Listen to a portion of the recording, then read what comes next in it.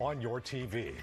As we track the rain across Tampa Bay, some neighbors are bracing for potential flooding. And for one local community, it's just another blow after a tornado touched down 1 week ago. 10 Tampa Bay's Miguel Octavio joins us live from South Tampa tonight. Miguel, you were in Largo earlier today as many people scrambled to protect their homes.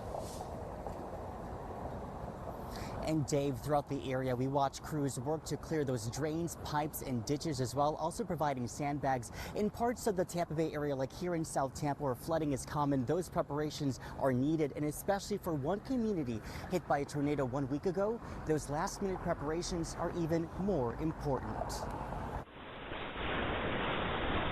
I was scared to death. Carolyn Johnson's neighborhood in Largo may never be the same. It took my breath away.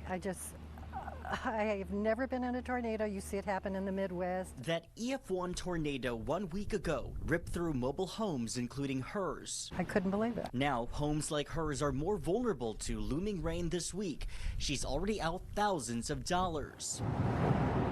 She says a number of her neighbors were still recovering from Hurricane Milton before the tornado struck. The twister damaged dozens of homes, including knocking this one on its side.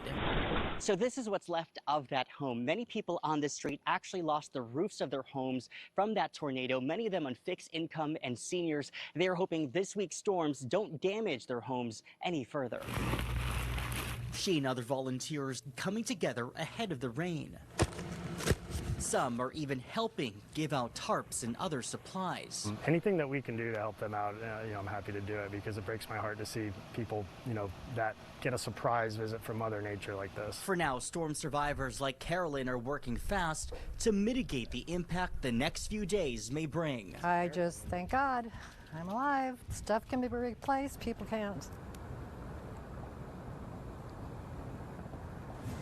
And we will have more information in ways you can help the Ranchero Village mobile home community on our website. As for the officials here in Tampa, they are asking anyone to report any areas of concerns to officials.